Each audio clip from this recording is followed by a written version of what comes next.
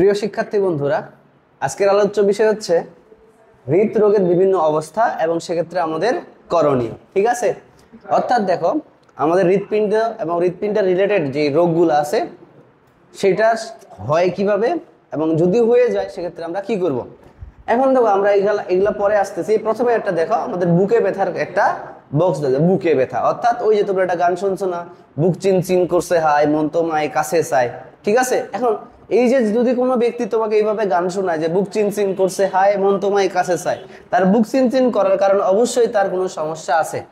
তাহলে তুমি এই গান শুনে মন ভুলাবা না, তুমি অবশ্যই তাকে এই কথাটা বলবা যে তোমার বুক চিনচিন করে, তাহলে তুমি অবশ্যই ডাক্তার দেখাও।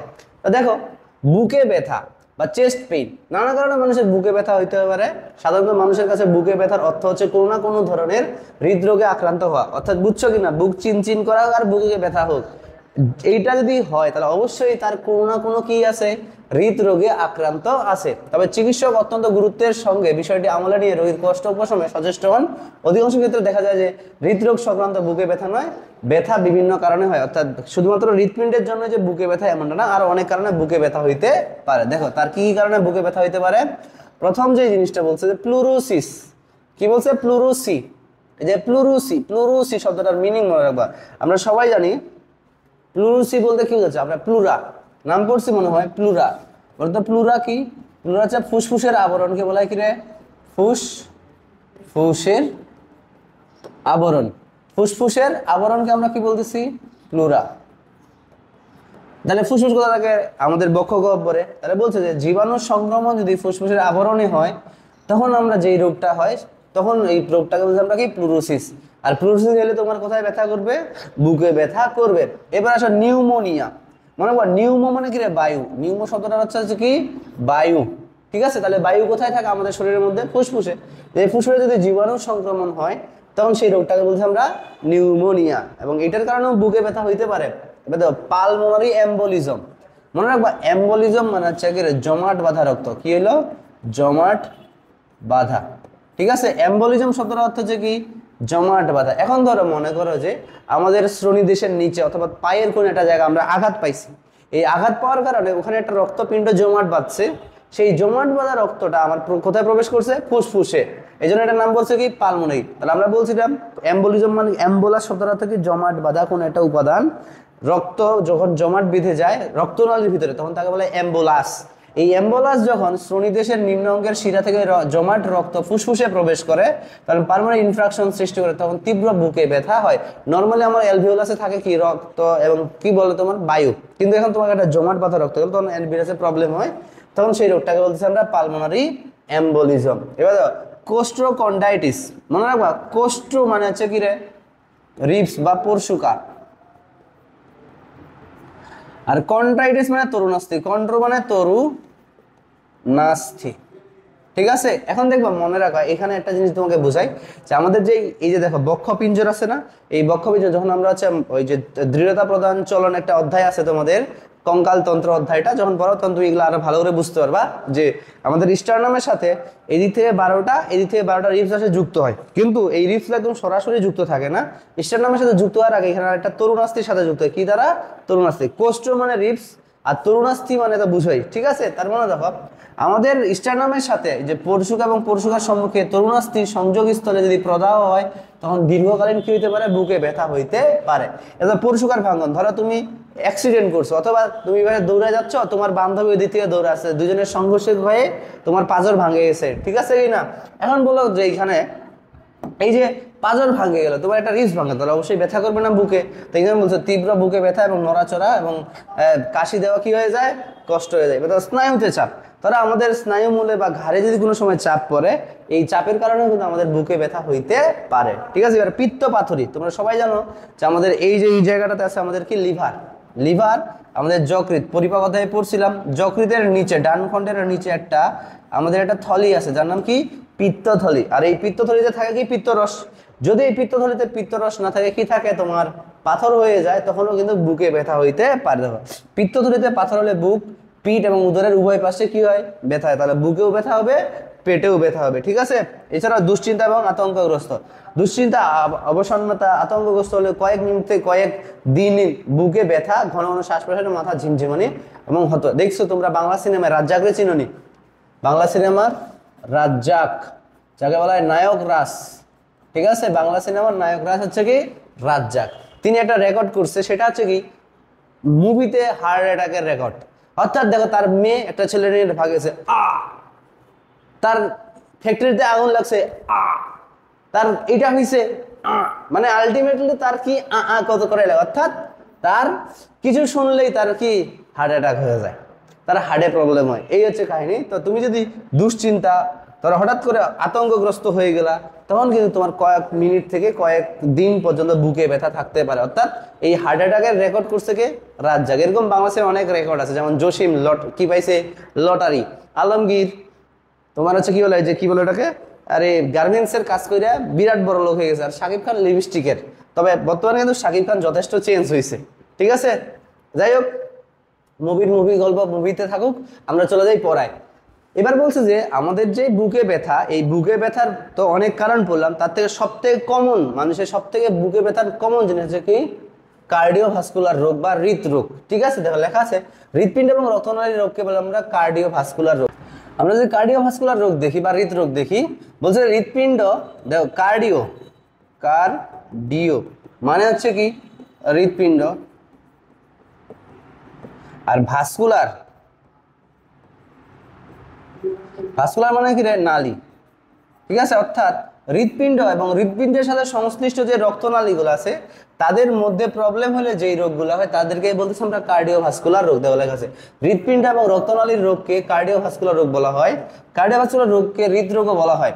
এমন কার্ডিওভাস্কুলার রোগগুলোর মধ্যে উল্লেখযোগ্য রোগের মধ্যে প্রথম হচ্ছে কি করোনারি ধমনী রোগ বা করোনারি হৃদরোগ। অর্থাৎ এই যে একটু আগেই বললাম হৃৎপিণ্ডে রক্ত সঞ্চালন করে যেই ধমনীটা, তার নাম হচ্ছে কি করোনারি ধমনী। ধর এটাই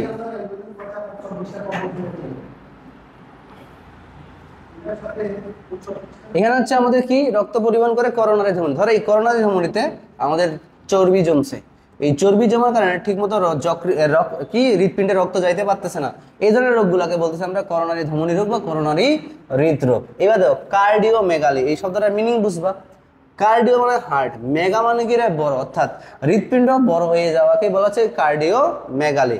এবার দেখো ভালভুলার ডিজিজ, ভালভ মানে বুঝোই, আমরা জানি যে হৃৎপিণ্ডে আমাদের 6টা ভালভ আছে, tricuspid, bicuspid, aortic semilunar, pulmonary semilunar, Thebesian এবং কি ইউস্টেশিয়ান। মনে রাখবা এখানে যদি কোনো ভালভগুলার মধ্যে কোনো প্রবলেম হয়, দেখো এক বা একাধিক হৃদকপাটিকা অকার্যকর হয়ে যাওয়াটাকে বলতেছি আমরা কি ভালভুলার হার্ট ডিজিজ।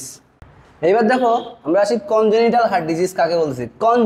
কনজেনিটাল শব্দটা হচ্ছে কি জন্মগত, অর্থাৎ কোনো একটা বাচ্চা জন্মের পর থেকে তার হার্টের সমস্যা আছে, ধরো তার হার্টের ছিদ্র আছে, বা তোমার হচ্ছে যে বলে কি বলে তোমার এটাকে, যে ভেন্ট্রিকলের মধ্যে যে পর্দাটা আছে তাকে বলে কি ইন্ট্রাভেন্ট্রিকুলার সেপ্টাম, সেপ্টামে ছিদ্র আছে।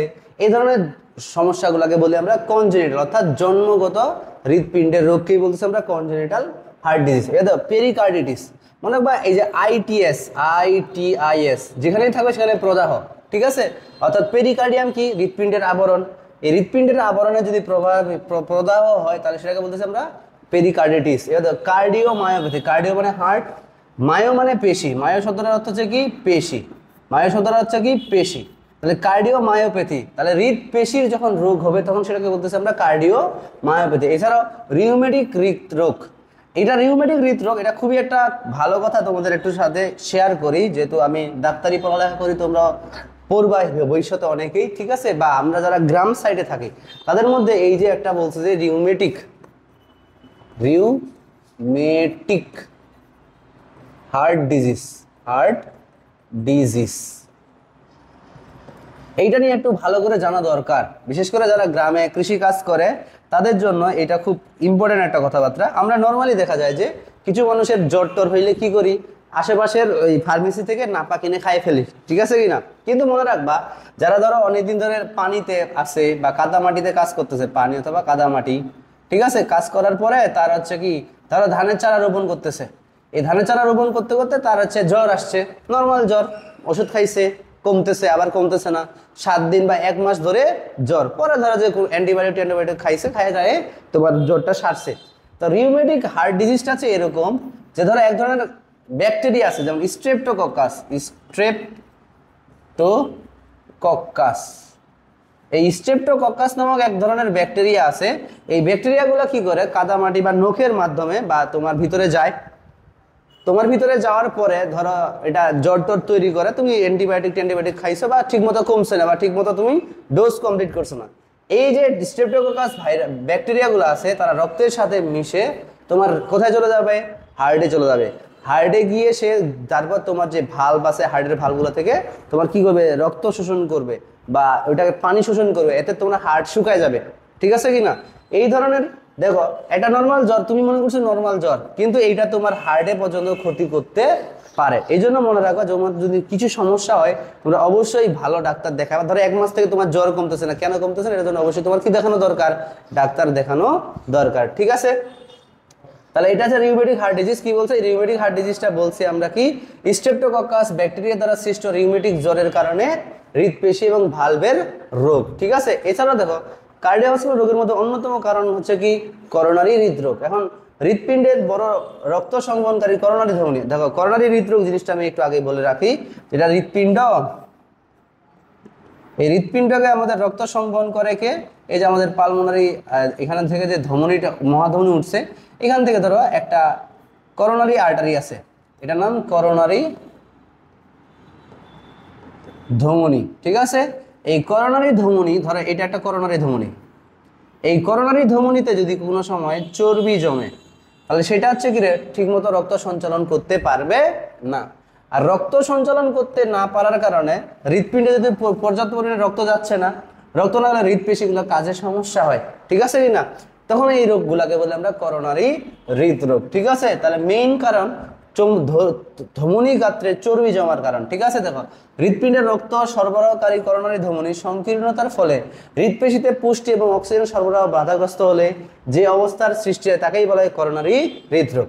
আর করোনারি হৃদরোগের অপর নাম হচ্ছে কি ইস্কেমিয়া, অর্থাৎ যতটুকু রক্ত যাওয়ার কথা ছিল ততটুকু রক্ত যাচ্ছে না। এর কারণে দেখো angina, heart attack, heart failure, coronary ধমনীর অস্বাভাবিকতার কারণে করোনারি হৃদরোগ হয়। এবার আসে আমরা করোনারি হৃদরোগের মধ্যে কিছু কিছু জিনিস আছে, যেমন ধরো অ্যানজাইনা কি, অ্যানজাইনা কেন হয়, এগুলা পরীক্ষা আসতে পারে খুব কম ক্ষেত্রে, বাট তারপর আমাদের পড়তে হবে। এখন আসি আমরা অ্যানজাইনা বা হৃদশুল নিয়ে। এখন অ্যানজাইনা বা হৃদশুল জিনিসটা কি, দেখো হৃদশুল, এই শুল জিনিসটা সম্পর্কে যদি তুমি ভালো করে বুঝো তাহলে বুঝতে পারবা যে আগের দিনের এরকম রাজা বাদশাদের একটা শাস্তি ছিল, কেউ অপরাধ করছে একটা শাস্তি ছিল, এরকম একটা লোহার এই জায়গাটা রডের মতো তীক্ষ্ণ করে দেওয়া হয়। ঠিক আছে কি না? অর্থাৎ যদি কেউ অপরাধ করে তাকে এই শুলের উপরে বসায় দেওয়া হয়। ধরো এই হচ্ছে আমাদের একটা লোক, তাকে এই জায়গায় বসায় দেওয়া হয়েছে, তাহলে বুঝো নি একদম এই পাশ দিয়ে একদম সুন্দর মতো করে ঢুকে যাবে কিন্তু। ঠিক আছে কি না? একদম হ্যাঁ, এই যে হৃদশুল, এটা হচ্ছে শুল চড়ানো। ঠিক এরকম শুলে চড়াইলে যেমন তোমাকে একটা ঘুতার টাইপ ব্যথা ফিল হয়, ঠিক এরকম হৃদশুল বা অ্যানজাইনা তো আমাদের বুকের বাম দিকে মনে হচ্ছে কেউ সুই দিয়ে এইভাবে ঘুতা মারতেছে, আর ওইটাকেই বলতেছি আমরা কি বুক চিন চিন করছে, হাই মন তোমায় কাছে চাই। ঠিক আছে, তো এই যে জিনিসগুলো আছে এগুলো থেকে সাবধান, এই ধরনের মানুষ থেকে সাবধান। ঠিক আছে, যারা বলবে এইসব গান তাকে অবশ্যই অবশ্যই অবশ্যই তুমি বলবো ডাক্তার দেখাও, ডাক্তার দেখাও, ডাক্তার দেখাও। ঠিক আছে, তাহলে দেখো নানা কারণে বুকে ব্যথা হলেও আমাদের গুরুত্বপূর্ণ হচ্ছে হৃদপিণ্ডের বুকে ব্যথা, এবং হৃদপেশিতে যখন অক্সিজেন সমৃদ্ধ রক্ত পর্যাপ্ত পরিমাণে সরবরাহ পায় না তখন বুক নিষ্পেষিত বা দম বন্ধ হয়ে আসে, এমন মারাত্মক অনুভূতির সৃষ্টি হয় যাকেই বলতেছি আমরা অ্যানজাইনা বা অ্যানজাইনা পেক্টোরালিস। এবং অ্যানজাইনাকে আমরা সাধারণত কয় ভাগ করি, 3 ভাগে ভাগ করি। একটা হচ্ছে সুস্থিত অ্যানজাইনা, অস্থিত অ্যানজাইনা, একটা কি প্রিজনমেন্টাল অ্যানজাইনা। এখন বলছে যে সুস্থিত অ্যানজাইনা জিনিসটা কি, অর্থাৎ দেখো সুস্থিত বা স্টেবল অ্যানজাইনা, সুস্থিত বা স্টেবল অ্যানজাইনা, এক্ষেত্রে বলছে বুকের ব্যথা অনুভব হয় কেবল পরিশ্রমের সময়, অর্থাৎ তুমি পরিশ্রম করতেছো এই সময় তোমার বুক ব্যথা হচ্ছে, অর্থাৎ যখন তুমি রেস্ট নিচ্ছ তখন আর বুক ব্যথা করতেছে না, এটাকে বলা হচ্ছে কি সুস্থিত বা স্টেবল অ্যানজাইনা। অস্থিত অ্যানজাইনা মানে কি বুঝাচ্ছে আমরা, আনস্টেবল, বা বলছে যে তুমি এবার বিশ্রাম করলেও তোমার কি হচ্ছে, তোমার এটা হচ্ছে কি সুস্থিত অ্যানজাইনার একটা পরের ধাপ। যে ধরো তোমার এরকম তুমি আগে কাজ করতে শুধুমাত্র তখন পেইন হইতো, বাট এখন আরো ধরো রক্তনালী ব্লক হয়ে গেছে, রক্ত প্রবাহ কমে গেছে, তখন কি হবে, তুমি কাজ করলেও ব্যথা করবে, বিশ্রাম নিলেও কি করবে, ব্যথা করবে। এটাকে বলা হচ্ছে অস্থিত বা আনস্টেবল অ্যানজাইনা। দেখো বিশ্রামের সময় বুক ব্যথা অনুভূত হলেও তাকে হচ্ছে অস্থিত অ্যাঞ্জাইনা বা আনস্টেবল অ্যাঞ্জাইনা বলা হয়। আর এই ধরনের অ্যাঞ্জাইনা হার্ট অ্যাটাকের পূর্ব লক্ষণ। এমসিকিউতে প্রশ্ন আসতে পারে যে কোন অ্যাঞ্জাইনাটা হার্ট অ্যাটাকের পূর্ব লক্ষণ, তখন তুমি বলবা কি অস্থিত অ্যাঞ্জাইনা বা আনস্টেবল অ্যাঞ্জাইনাটা হচ্ছে কি হার্ট অ্যাটাকের পূর্ব লক্ষণ। এবার সব প্রিজন মেন্টাল। প্রিজন মেন্টাল শব্দটা হচ্ছে কি হঠাৎ করে তুমি ঘুমাচ্ছ, হঠাৎ করে তোমার বুক ব্যথা শুরু হয়ে গেছে, তুমি নিজেও জানো না কি কারণে হচ্ছে, ঠিক আছে কিনা, এটাকেই বলা হচ্ছে আমাদের কি প্রিজন মেন্টাল অ্যাঞ্জাইনা। এবার দেখো অ্যাঞ্জাইনা মনে রাখবা আমাদের যতগুলো হৃদরোগ আছে তার প্রত্যেকটার কারণ লক্ষণ মোটামুটি প্রায় কি সেম থাকে, ঠিক আছে। তাহলে দেখো লক্ষণটা দেখো, উরফলক বা স্টারনামের পিছনে ব্যথা, অর্থাৎ আমাদের এই যে স্টারনাম আছে স্টারনামের পিছন দিকে ব্যথা করবে। ব্যায়াম বা শারীরিক কাজে মানসিক চাপ, অতি ভোজন, শৈল্য, আতঙ্ক, বুক ব্যথা হতে পারে, অথবা এই ব্যথা কতক্ষণ থাকে 5 থেকে 30 মিনিট। অ্যাঞ্জাইনায় গলা, কাঁধ, চোয়াল, বাহু, পিঠ এমনকি দাঁতেও ছড়াইতে পারে, অর্থাৎ তোমার এগুলা গলা, কাঁধ, তারপরে যে তোমার পিঠ এবং দাঁতেও তোমার কিন্তু ব্যথা হইতে পারে। অনেক সময় দেখা যায় যে কোথায় ব্যথা হচ্ছে সেটা বোঝা যায় না, বুক জ্বালাপোড়া করে এবং নিষ্পেষিত বা আড়ষ্ট ভাবে এগুলা পড়ে দিও, ঠিক আছে। এখন দেখো করণীয় এবং প্রতিকার। অ্যাঞ্জাইনা হইলে তুমি কি করবা বা এখান থেকে প্রতিকার করবা কিভাবে, ঠিক আছে। সবার আগে হচ্ছে কি এগুলা রোগ হয়ে গেলে তোমাকে ডাক্তার দেখাইতে হবে, ডাক্তার দেখানোর পরে তোমাকে ওই অনুযায়ী ওষুধ খাইতে হবে, কিন্তু তোমাদের সবথেকে ভালো দিক কোনটা হবে, যেন রোগটা না হয় সেই দিকে খেয়াল রাখা, ঠিক আছে। এই জন্য বলতে প্রতিকার কি, ঠিক আছে। এই ধরনের রোগের প্রতিকার হচ্ছে প্রথমে হচ্ছে যে যদি রোগ হয়ে যায়, রোগ দেখা দেওয়ার সাথে সাথে চিকিৎসকের পরামর্শ অনুযায়ী ইসিজি করতে হবে, ইকোকার্ডিওগ্রামের মাধ্যমে ব্যথার কারণ নির্ণয় করতে হবে এবং প্রয়োজনীয় ওষুধ খেতে হবে। ধরো ইসিজি হচ্ছে কি ইলেকট্রোকার্ডিওগ্রাম, ঠিক আছে, যার মাধ্যমে আমরা হৃৎপিণ্ডের প্রাথমিক অবস্থা বুঝতে পারি যে তোমার হার্ট অ্যাটাকের পর্যায়ে গেছে কি যায় নাই, বা হার্টের পেশিগুলোর কি অবস্থা। ঠিক এরকম যখন তোমার ব্যথা হচ্ছে তুমি গিয়ে ইসিজি করে ফেলবা, ডাক্তার তখন ইসিজি দেখে তোমাকে সেই অনুযায়ী কি দিবে, ঔষধ দিবে। এবং ধরো তোমার কেন এটা হচ্ছে, তোমার ধরো কোনো রক্তনালীতে ব্লক আছে কিনা, ব্লক যদি পড়ে রিং পরানো বা আমরা এনজিওপ্লাস্টি বলি, ঠিক আছে কিনা, এগুলো করাইতে হবে।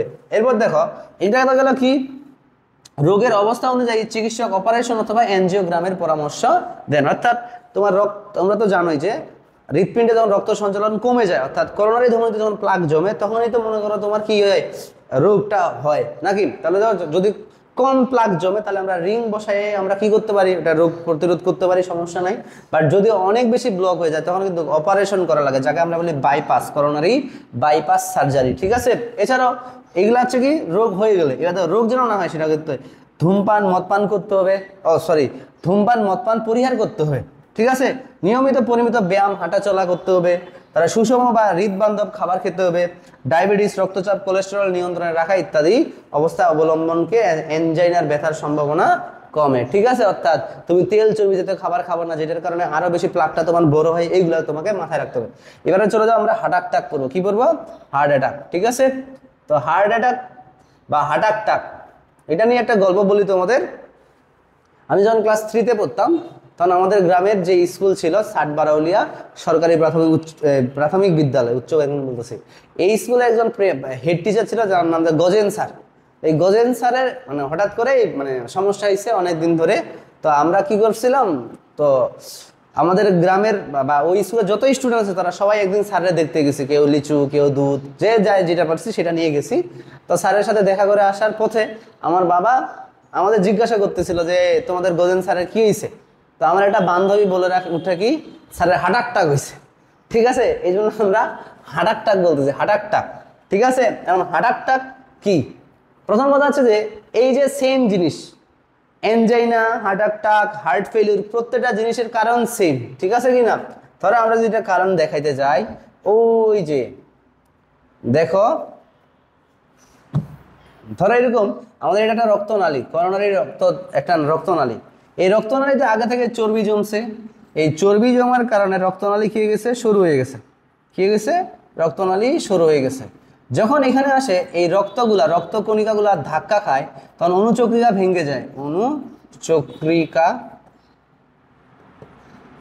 ভেঙে যায়, কি হয়, ভেঙে যায়। মানে অনুচক্রিকা যখন ভেঙে যায়, তোমরা পড়ছো রক্ত আমরা আগের ক্লাসেই, অনুচক্রিকা ভেঙে গেলে থ্রোম্বোপ্লাস্টিন খরিত হয়, থ্রোম্বোপ্লাস্টিন কি করে, রক্ত জমাট বাঁধায়, কি করে, রক্ত জমাট বাঁধে, কি বাঁধে, রক্ত জমাট বাঁধে। রক্ত জমাট বাঁধলে এই জায়গাতে রক্ত যদি জমাট বাঁধে যায় তাহলে এদিকে তার এক ফোঁটাও রক্ত যাচ্ছে না। এই রক্ত না যাওয়ার কারণে হৃদপেশিগুলো তখন কি ধ্বংস হওয়া শুরু করে। আর এই কন্ডিশনটাকেই বলতেছি আমরা কি, হার্ট অ্যাটাক, ঠিক আছে। এই কন্ডিশনটাকে আমরা কি বলতেছি, হার্ট অ্যাটাক। তাহলে দেখো যে এই ছবিটাতে ভালো করে দেখো, যেটা নর্মাল একটা রক্তনালিকা, এখানে হচ্ছে চর্বি জমে প্লাক জমছে, এদিকে অল্প পরিমাণে যাচ্ছে, বাট ওই যে বললাম এখানে আসে আঘাত খাওয়ার কারণে রক্ত অনুচক্রিয়াগুলোকে ভেঙে যাচ্ছে, পরে এখানে রক্ত জমাট বাড়তেছে, রক্ত জমাট বাঁধার কারণে আর ভিতরে কোনো রক্ত যাইতে পারতো না। হৃৎপিণ্ডে এক ফোঁটাও রক্ত যখন যায় না, তখন হৃৎপিণ্ডের পেশিগুলা কি হওয়া শুরু করে, ধ্বংস অর্থাৎ মরে যাওয়া শুরু করে। সেই কন্ডিশনটাকে আমরা বলি কি হার্ট অ্যাটাক। ঠিক আছে, এটাকে আমরা কি বলতেছি, হার্ট অ্যাটাক। দেখো লেখা আছে হার্ট অ্যাটাক। হৃদপেশির সুস্থতার জন্য ক্রমাগতভাবে অক্সিজেন সমৃদ্ধ রক্ত সরবরাহ জরুরি। করোনারি ধমনির মাধ্যমে অক্সিজেন সমৃদ্ধ রক্ত পেশিতে পৌঁছায় এবং চর্বি জাতীয় পদার্থ, ক্যালসিয়াম, প্রোটিন বা প্রভৃতি করোনারি ধমনী গাত্রে জমা হয়ে বিভিন্ন আকৃতির প্লাক তৈরি করে। কি কি? চর্বি জাতীয় উপাদান, ক্যালসিয়াম, প্রোটিন ইত্যাদি করোনারি ধমনীর অন্তর্গাত্রে জমা হয়ে কি তৈরি করে, একটা প্লাক তৈরি করলো। ঠিক আছে কিনা? এবং বলছে যে একে করোনারি অ্যারেথোমা বলে, এবং বলছে প্লাকের বহির্ভাগ ক্রমশ শক্ত হয়ে ওঠে। এভাবে প্লাকের শক্ত হতে যখন চরম পর্যায়ে পৌঁছায় তখন এগুলা বিদীর্ণ হয়। ঠিক আছে, এবং অনুচক্রিকা জমাট হয়ে প্লাকের চতুর্দিকে তখন রক্ত জমাট বাঁধতে শুরু করে, এবং রক্ত জমাট বাঁধার কারণে করোনারি ধমনীর লুমেন সম্পূর্ণ কি হয়ে যায়, বন্ধ হয়ে গেলে হৃদপেশিতে পুষ্টি এবং অক্সিজেন সমৃদ্ধ রক্ত সরবরাহ কি হয়ে যায়, বন্ধ হয়ে যায়।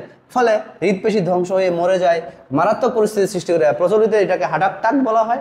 আর আমরা প্রকৃতপক্ষে হার্ট অ্যাটাক বলতে কিছু নেই, এটা আসলে কি মায়োকার্ডিয়াল ইনফ্রাকশন, বা সংক্ষেপে বললে কি এমআই। এখন পরীক্ষায় প্রশ্ন আসতে পারে এমআই কি, বা এমআই বলতে কি বোঝায়। যদি সেকেন্ড পেপারে আসে তাহলে এমআই মানে বুঝে পায় মায়োকার্ডিয়াল ইনফ্রাকশন, আর যদি ফার্স্ট পেপারে আসে এমআই বলতে বোঝাচ্ছে আমাদের মাইটোটিক ইনডেক্স। ঠিক আছে, এখন দেখো মায়োকার্ডিয়াল শব্দ অর্থ হৃদপেশি, আর ইনফ্রাকশন শব্দ অর্থ অপর্যাপ্ত রক্ত প্রবাহের কারণে টিস্যুর মৃত্যু। তাহলে এমআই হচ্ছে কি অপর্যাপ্ত রক্ত সঞ্চালনের কারণে যখন হচ্ছে আমাদের কি হচ্ছে, হৃদপেশিগুলা মরে যাচ্ছে, সেটাকেই বলা হচ্ছে মায়োকার্ডিয়াল ইনফ্রাকশন বা হার্ট অ্যাটাক। ঠিক আছে, এখন হার্ট অ্যাটাকের লক্ষণ কি হবে, আগের মতোই সেম লক্ষণ, যে করোনারি ধমনীতে কোলেস্টেরল জাতীয় পদার্থ জমা হয়ে হার্ট অ্যাটাকের পরিসমাপ্তি হওয়া পর্যন্ত অনেক দিন অতিবাহিত হয়। আর এই সময় আমাদের কি কি লক্ষণ পাওয়া যায়, এক, বুকে ব্যথা, বুকের ঠিক মাঝখানে অস্বস্তি ব্যথা হবে এবং কয়েক মিনিট ধরে এটা চলতে থাকবে। দুই, ঊর্ধ্বাঙ্গের অন্যাঙ্গ অংশে অস্বস্তি, অর্থাৎ দেখবা তোমাদের বুকে ব্যথা হবে, বুকে ব্যথা হওয়ার পরে আমাদের ঊর্ধ্বাঙ্গ বলতে আমাদের হাত পা, হাত যেগুলো আছে, পা না হাত, এই হাতগুলো দেখবা যে এই সাইড হার্ট যেই বরাবর আছে এই সাইড থেকে হাতটা অবশ হওয়া শুরু করে বা তোমার হচ্ছে অস্বস্তি পায়। ঠিক আছে, যেমন এক বা উভয় বাহুতে, গলা, চোয়াল, পাকস্থলীর উপরে অস্বস্তি, ঘন ঘন নিঃশ্বাস নেওয়া, বুকে অস্বস্তির সময় ঘন ঘন তারা কি নিবে, শ্বাস নিবে, এবং বমি বমি ভাব। ঠিক আছে, পাকস্থলীতে অস্বস্তি হলে বমি বমি ভাব, হঠাৎ বমি হওয়া এবং ঘুমের ব্যাঘাত হয়। এখন এগুলো তোমার বইয়ের কথা, বাট তুমি যদি একদম প্র্যাকটিক্যাল কথা বলে, একটা মানুষ হার্ট অ্যাটাক হলে তুমি কিভাবে বুঝবে যে তার হার্ট অ্যাটাক হয়েছে? হার্ট অ্যাটাক বোঝার জন্য তোমার প্রথম দেখবে এই ব্যক্তির সেন্স কমে আসতেছে। দুই নাম্বার, তার হচ্ছে দেখবা যে বুক তো ব্যথা করবেই। এখন তোমাকে অবশ্যই বলবে যে আমার বাম হাতটা অবশ হয়ে আসতেছে, কারণ এটা এক্সট্রিম লেভেলে চলে যাবে। এরপরে আছে কি, যে ওই ব্যক্তির প্রচন্ড ঘাম আসে, প্রচন্ড দুর্গন্ধ, তারপর তার লালা আসে। ঠিক আছে, এবং দেখবা হঠাৎ করে তার পায়খানা এবং কি তার হিসুর প্রতি তার কন্ট্রোল কমে যায়, দেখবা হুট করে পায়খানা করে। এই ধরনের লক্ষণগুলো দেখলে তোমার বাড়িতে তোমার দাদা দাদি, তোমার আব্বু যাদের বয়স একটু বেশি আছে তাদের ক্ষেত্রে এই জিনিসটা মাথায় রাখবা, যে বুকে ব্যথা প্লাস হাত অবশ হয়ে আসতেছে, ঘামটা দুর্গন্ধযুক্ত, খুবই খারাপ গন্ধ, লালা ঝরতেছে, অথবা তার নিজের কি হিসু এবং কি পায়খানার প্রতি তার কোনো কন্ট্রোল নাই। এই জিনিসগুলো তুমি দেখলেই তুমি মনে রাখবা যে সেই ব্যক্তিরা হার্ট অ্যাটাকে আক্রান্ত হয়েছে। সুতরাং যত তাড়াতাড়ি সম্ভব তাকে হাসপাতালে নিয়ে যাইতে হবে। ওকে, এবার দেখো হার্ট অ্যাটাকের প্রতিরোধ কি, ওই সেম আগের মতোই। ঋতুকালীন টাটকা ফল, মানে তুমি তেল চর্বি জাতীয় খাবার খাবা না, চর্বি কোলেস্টেরল খাবার যুক্ত বাদ দিতে হবে। বডি মাস ইন্ডেক্স, অর্থাৎ তোমাকে বিএমআই অনুযায়ী তোমাকে মেনে চলতে হবে। এখন তুমি তোমার যতটুকু বিএমআই দরকার তাতে তুমি অনেক বেশি মোটা হয়ে গেছো, তাহলে কিন্তু সমস্যা আছে। ঠিক আছে, তাহলে সঠিক ওজন বা কোলেস্টেরলের মাত্রা, রক্তচাপ নিয়ন্ত্রণে নিয়মিত ব্যায়াম করতে হবে। ঠিক আছে, ধূমপায়ী হলে অবশ্যই ধূমপান করতে হবে না, ত্যাগ করতে হবে। ঠিক আছে, অধূমপায়ী হলে ধূমপান না করার প্রতিজ্ঞা করতে হবে। ঠিক আছে, করার প্রতিজ্ঞা আবার কইরো না। জীবনাভ্যাসে অ্যালকোহল নিষিদ্ধ রাখতে হবে, এবং কোলেস্টেরল, উচ্চ রক্তচাপ, ডায়াবেটিস নিয়ন্ত্রণে রাখতে হবে, এবং যদি হয়ে যায় সেক্ষেত্রে চিকিৎসকের পরামর্শ অনুযায়ী ওষুধ খাইতে হবে। এবার চলে যাও, আমরা একটা জিনিস বলি, আমাদের দেশে একটা ব্যাড কালচার হচ্ছে আমরা সবাই নেতা হইতে চাই। দুই নম্বর কথা হচ্ছে আমাদের ব্যাড কালচার হচ্ছে আমরা সবাই এত পরিমাণ জ্ঞানী যে আমরা নিজেদের ভুলটা ধরতে না পারি না। আমরা কি করি, সবসময় অন্যের ভুল ধরতে ব্যস্ত।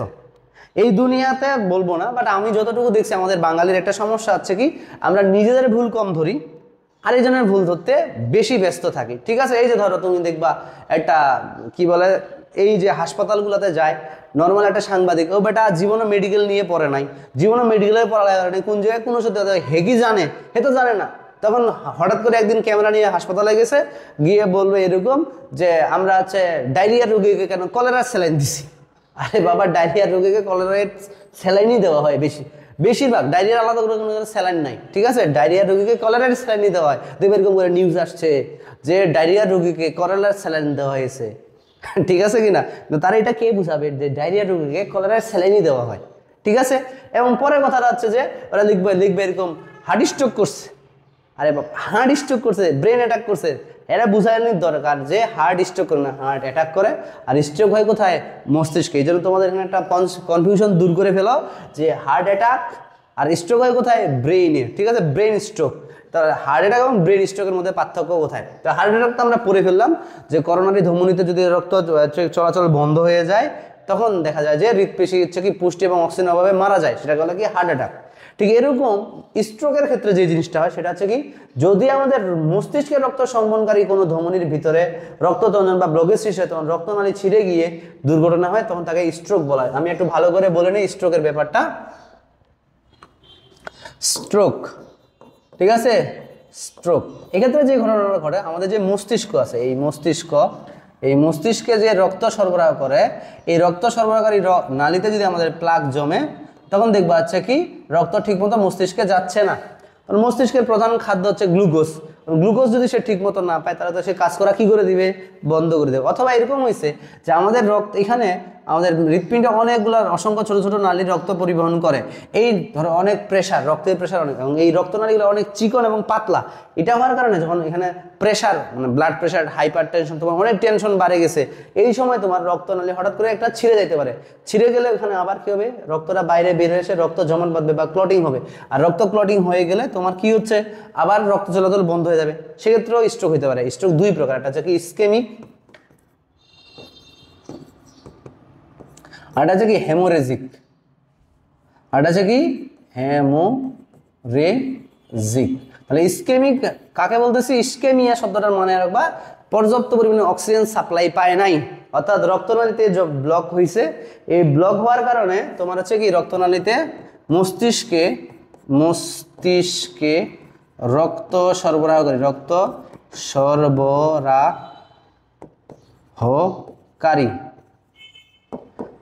রক্তনালীতে কি হয়েছে? রক্তনালীতে প্লাক জমে কি অক্সিজেন পরিবহন কমে গেলে সেটাকে বলবো কি? পরিবহন কমে গেলে সেটাকে বলবো আমরা কি? ইসকেমিক। সেটা বলতে আমরা ইসকেমিক স্ট্রোক। ঠিক আছে, আর হেমোরেজিক স্ট্রোকটা হচ্ছে, হেমোরেজ মানে কি বলতো? হেমোরেজ মানে রক্তপাত। ঠিক আছে, রক্তপাত, অর্থাৎ তার মস্তিষ্কের কোনো একটা রক্তনালী ছিঁড়ে গেছে। এই ছিঁড়ে যাওয়ার কারণে তার ওখানে রক্ত জমাট বাঁধছে, আর রক্ত জমাট বাঁধার কারণে রক্ত চলাচলে বাধাগ্রস্ত হয়েছে। এইভাবে আমাদের কি হচ্ছে? আমাদের যে ব্রেইন আছে সেটা কাজ করা বন্ধ করেছে, যেটাকে আমরা কি বলি? Brain stroke. আর ব্রেন স্ট্রোক হলে কিন্তু মানুষের কথা বলা বা প্যারালাইসিস বা এরকম আর অনেক সমস্যা হইতে পারে। দেখো আমরা এখন একটু মিলাই নিই স্ট্রোক। দেখো স্ট্রোকের বললাম, দেখো হার্ট অ্যাটাকের কারণ হৃৎপিণ্ডে কোনো ধমনীতে রক্ততঞ্জন বা পিণ্ড বা ব্লকেজ সৃষ্টি, তাকে হার্ট অ্যাটাক বলা হয়। আর স্ট্রোকের কারণ হচ্ছে মস্তিষ্কে কোনো ধমনীতে রক্তপিণ্ড বা উচ্চ রক্তচাপের দরুন মস্তিষ্কের কোনো ধমনী যদি ফেটে গেলে, অথবা মস্তিষ্কের কোনো ধমনী অনিয়ন্ত্রিত সংকোচন বা আপেক্ষের কারণে স্ট্রোক হইতে পারে। অর্থাৎ দুই প্রকার, একটা হচ্ছে ইসকেমিক, যদি কোনো ধমনীতে রক্ততঞ্জন বা রক্ত চলাচল বন্ধ হয়ে যায়, অথবা কোনো একটা ধমনী ফেটে গেলে, অর্থাৎ তখন হেমোরেজিক। ঠিক আছে, এবার দেখো লক্ষণ।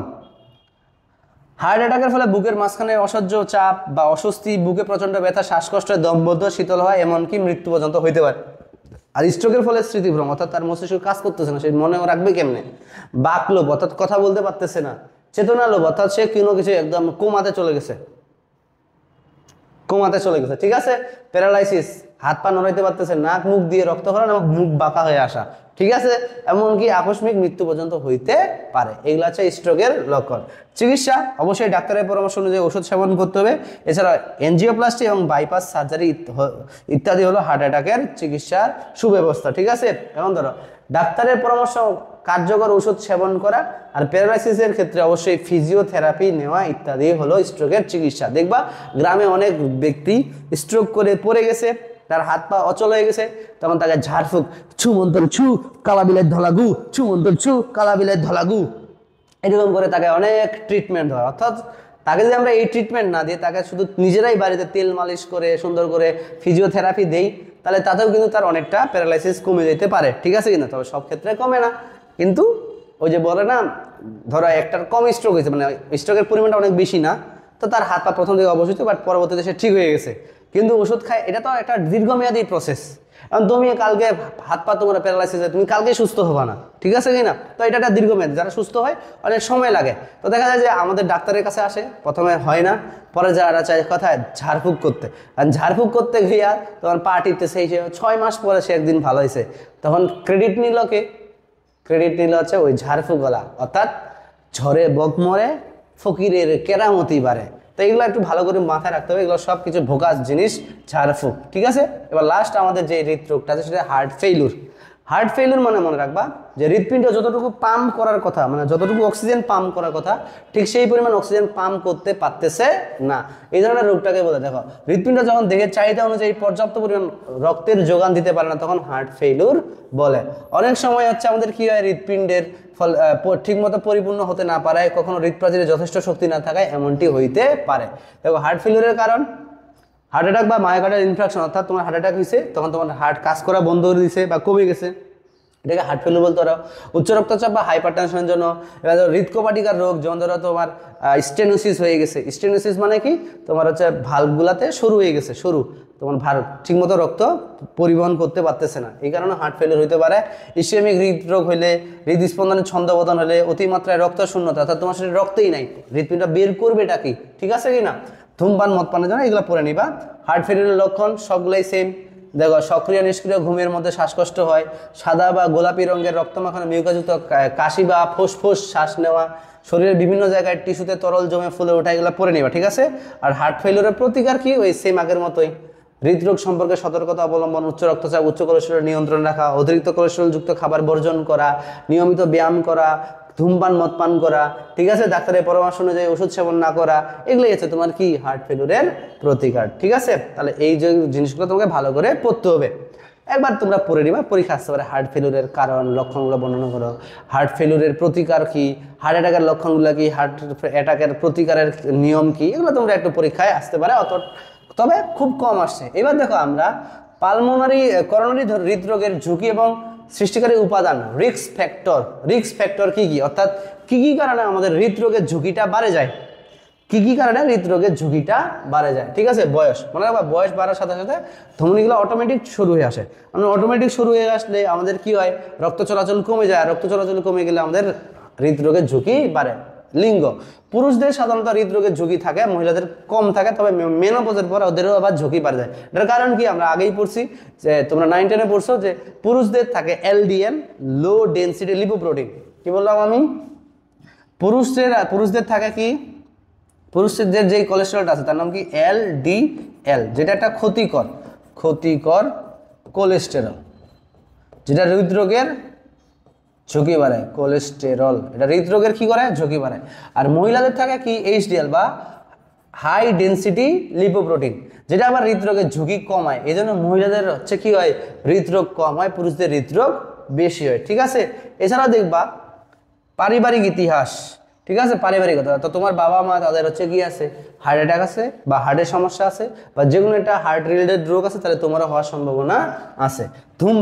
ধূমপান দেখো নিকোটিন রক্তনালীর সংকোচন ঘটায় এবং কার্বন মনোক্সাইড রক্তনালীর আন্তঃপ্রদাহকে নষ্ট করে দেয়, ফলে আমাদের অ্যাথেরোস্ক্লেরোসিস হয়ে আক্রান্ত হয়ে হৃদরোগের ঝুঁকি বাড়ে যায়। তাহলে উচ্চ রক্তচাপ, নিয়ন্ত্রণে উচ্চ রক্তচাপের কারণে রক্তনালী পুরুত্ব বাড়ে এবং ঋজুতা বৃদ্ধি পায়, এর ফলে সংকোচন ঘটে। কোলেস্টেরল উচ্চ মাত্রা, এগুলো আমরা আগে পড়ছি, কোলেস্টেরল যত বেশি হবে চর্বিতে, রক্তনালীতে চর্বি জমে, এটা আছে কি রে, করোনারি অ্যাথেরোস্ক্লেরোসিস সৃষ্টি করবে, ঠিক আছে?